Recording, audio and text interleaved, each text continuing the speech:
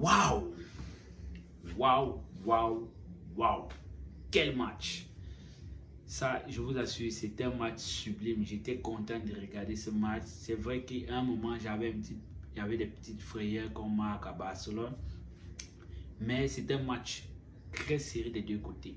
D'un côté, tu as le deuxième qui veut menacer le premier et le deuxième qui veut garder sa place. Face à qui? Au troisième. Pas n'importe quel troisième. Un troisième qui a l'intention d'aller menacer le premier.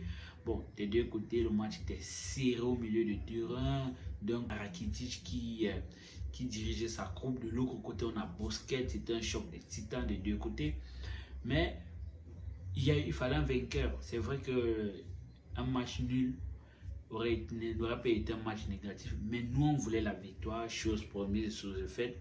On a eu la victoire de la plus petite des matchs, 1-0, but de Pegri par un caviar de Dembélé.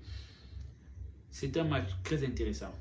D'un côté, tu vois, tu as Jules Koundé, de l'autre côté, tu as un Araujo qui te sort un match de gueule, un match de titan. Tu as l'impression que Araujo là, tu as l'impression qu'il est hanté par un esprit semblable à celui de Rudiger.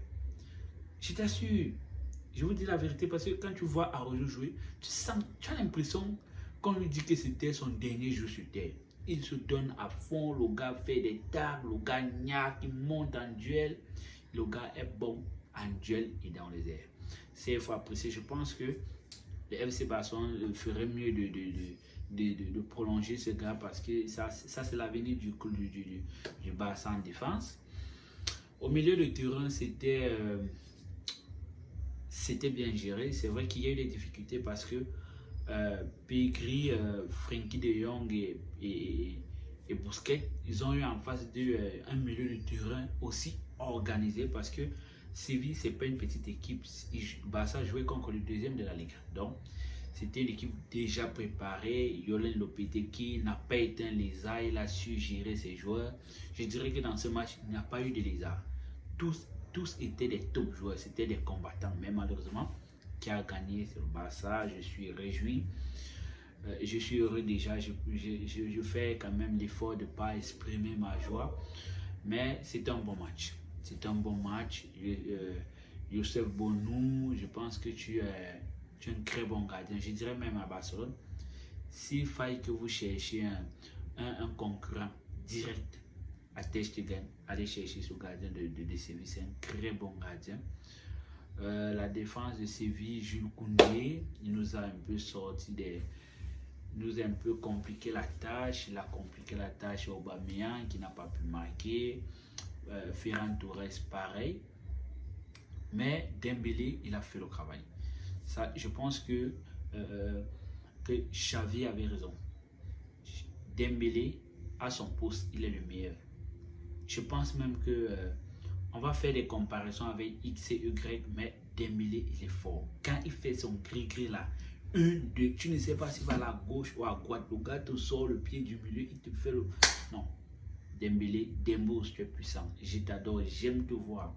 Quand je te vois toucher le ballon, je ne sais même pas. Je me dis toujours que tu vas faire un crochet, mais tu fais une passe. Tu es puissant.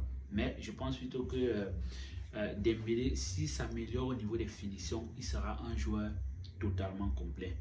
Passe, marquage, buteur, il aura toutes les qualités pour être parmi les meilleurs joueurs dans le poste d'avant-centre. Mais à son poste, moi je pense que Dembélé est meilleur à son poste. Il est meilleur. Il y a le rateur là, Ferran Torres. C'est Ferran Torres, moi je pense que tu devrais aller voir un ratinolo, c'est-à-dire un médecin qui traite tous les joueurs qui ratent beaucoup de buts. Et je pense que tu risques d'être l'un des patients les plus compliqués parce que, man, tu rates beaucoup là.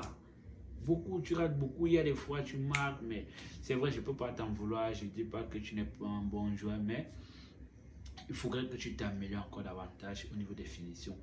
C'est vrai qu'avec ta présence, tu nous crées des espaces et tu nous aides beaucoup aussi. Ça, il faut quand même il faudrait le reconnaître.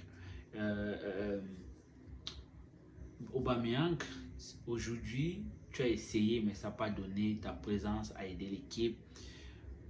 Pegri, moi, je ne sais pas comment te qualifier. Pour moi, tu es un professeur, tu es un enseignant. Tu devrais écrire un livre. Tu devrais faire des vidéos pour apprendre à certains milieux de terrain comment est-ce qu'il devrait jouer. Tu vois, quand Pegri touche le ballon, le gars est doux. On dirait un gars qui préfère passer tout son temps sur les préliminaires. Il ne veut pas aller dans l'acte. Il préfère passer tout son temps dans les préliminaires. Car Pegri, tu es fort, man. Non, chez toi, ce n'est plus la grinta, ce n'est plus le hemley, comme on dit chez nous au Cameroun. Chez toi, c'est le don. Tu as le don de toucher le ballon. Tu es doux, ça se voit. Tu es fin, tu es tendre. Il y a de la finesse. Donc, sur ce, le match, il était plutôt serré.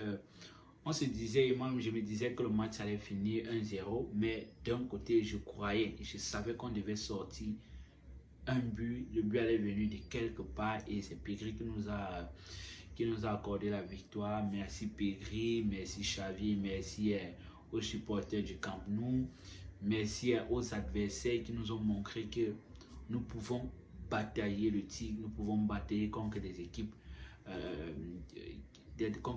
coriaces comme Séville. Sur ce, on doit féliciter Ter Stegen parce qu'on se rend compte que déjà pratiquement il enfile des matchs sans encaisser. Je pense qu'il a mis fin à sa ration alimentaire de 1 but par match. Félicitations Ter Stegen, tu reviens au top de ta forme. Les supporters du Barça, nous disons tous merci à Xavi pour cette magnifique prestation. Face au deuxième, déjà nous sommes deuxième. Il y a une possibilité que nous influençons le premier. Pourquoi ne pas chercher le trophée de la Liga. Bonne fin de week-end à tous les IP. Allez, yo tout le monde.